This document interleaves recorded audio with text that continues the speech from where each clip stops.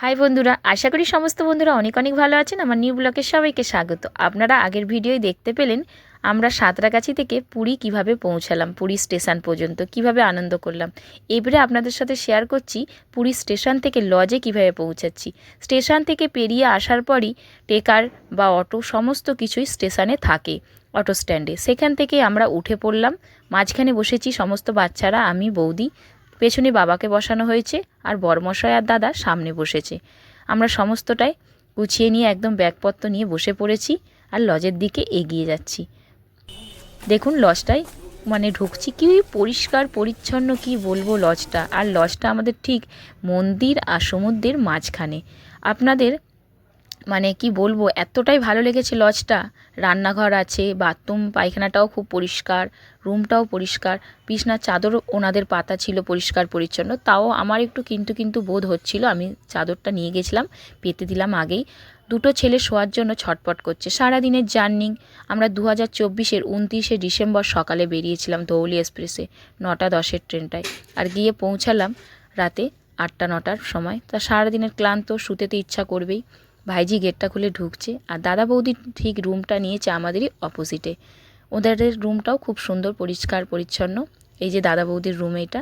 বরমশাই গিয়ে কিনে আনলো চপ, বিউলির ডালের বড়া, ঠান্ডা, এই নিয়ে সব বসেছে টিফিন খেতে। এখানে কিন্তু আমাদের দুই ফ্যামিলি নেই, এখানে আরও অনেক ফ্যামিলির লোককেই দেখতে পাবেন। শ্বশুরবাড়ির, দাদার শ্বশুরবাড়ির ফ্যামিলি, শালির ফ্যামিলি সবাই এসেছে। পরের ভিডিওই দেখতে পাবেন। একটা খাটিয়া আলাদাভাবে নিয়েছিলাম, খাটের সাথে জুড়ে দিচ্ছি। খাটটা তো অতটা বড় নয়, 5 জন শোয়া যাবে না। খাটিয়াটা জুড়ে দিলে অনেকটা বড় হয়ে গেল, তাই চাদরটা পেতে দিচ্ছি। বাবাকে বলছি এই খাটিয়াটার মধ্যে শুতে। দুই ছেলেই মারপিট করছে, দাদুর সাথে শোবো। খুব বড় সড়ো হয়ে গেল খাটিয়াটা জুড়ে দিতেই খাটের সাথে।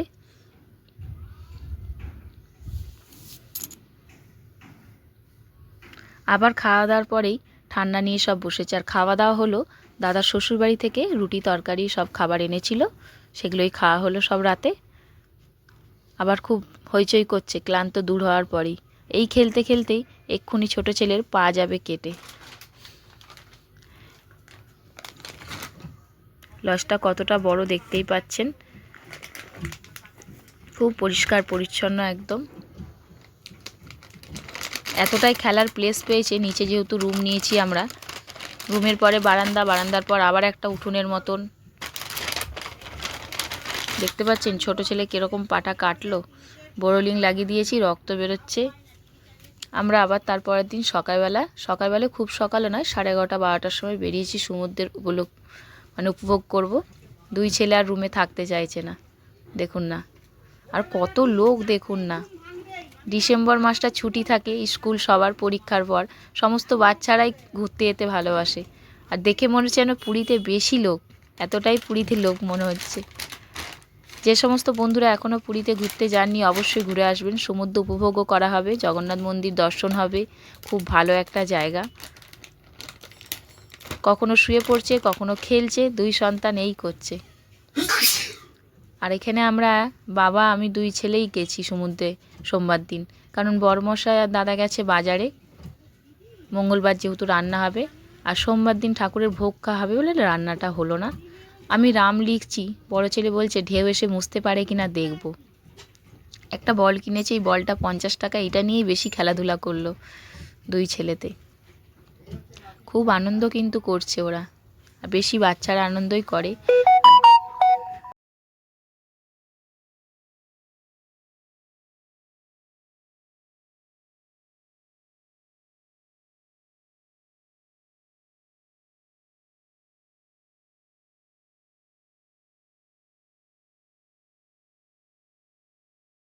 ডিসেম্বর মাসটা পরীক্ষার পর ছুটি থাকে বাচ্চাদের, কিন্তু বাড়িতে আর মন বসে না, তখন ঘুরতে নিয়ে যেতেই হয় কোথাও না কোথাও।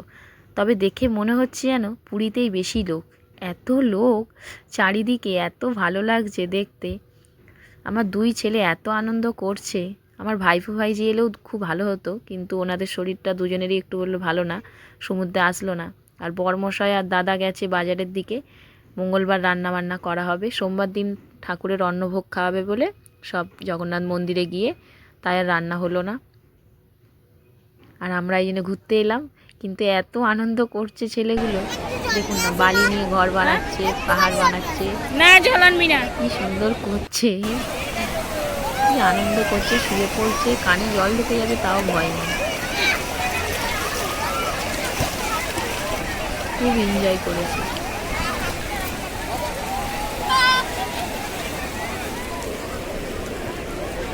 একটা বাচ্চা দেখতে পাচ্ছেন বালি, বেশি গা ভেজাস না, গা ভেজাস না, আনন্দটাই বেশি। বেশি গা ভেজাস, শুধু পাটা পাটা।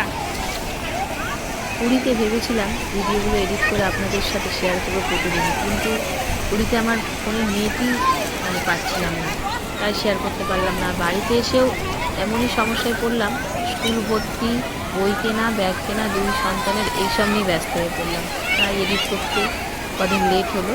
তবে আপনারা পুরীর ভিডিও সমস্তটাই পাবেন। ভিডিওটা ভালো লেগে থাকলে লাইক, কমেন্ট, শেয়ার করতে ভুলবেন না। এই যে উটগুলো দেখতে পাচ্ছেন, উটগুলো এক পাক ঘুরিয়ে আনবে 100 টাকা, তাতে দুজন বসুন বা তিনজন বসুন। এক পাক ঘোরাবে মানে ঘড়ি ধরে 5 থেকে 7 মিনিট ঘোরাবে, বেশি না। আমার ছেলেরা উঠতেই চাইছে না জল থেকে। যখনই পুরীতে যায় সমুদ্রে স্নান করার জন্য ওদের একদম আনন্দটা বেশি, আর সমুদ্রে স্নান করার জন্য আমরা উঠি করে একদম রুমে থাকবেই না, এরকম ধরনের দুই সন্তানই। এতটাই জামাটা ভিজিয়ে ফেলেছে ছোট ছেলে বড় ছেলে, জামাগুলোকে খুলে দিতে হলো, কারণ 10 মিনিটে হেঁটে গেলে জামার জলটা গায়ে লাগবে, ঠান্ডা লেগে যাবে। আর কত বালি দেখুন না, এই বালিটা হেঁটে যেতে কষ্ট হয় ভেজা পায়ে। রাস্তাটা পার হলাম, গলা শুকিয়ে গেছে ছোট ছেলের বড় ছেলের, তাই বলছে ঠান্ডা খাবো। একটা দোকানে দাঁড়িয়ে আগে ঠান্ডা খাওয়ালাম, তারপরে রুমের দিকে রওনা দেবো। খুব এনজয় করেছে।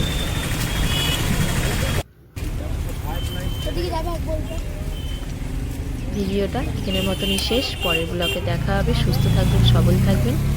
ভিডিওটা ভালো লেগে থাকলে আপনার বন্ধুদের সাথে অনেক অনেক শেয়ার করবেন। কোনো বন্ধুরা আমার চ্যানেলে নতুন আসলে চ্যানেলটিকে সাবস্ক্রাইব করবেন, অনুরোধ করছি, পাশে থাকবেন। সমস্ত বন্ধুরা পাশে থাকলে ভীষণ ভালো লাগে। ঠান্ডা খাওয়া হলো, এবারে আমরা এগিয়ে যাচ্ছি রুমের দিকে।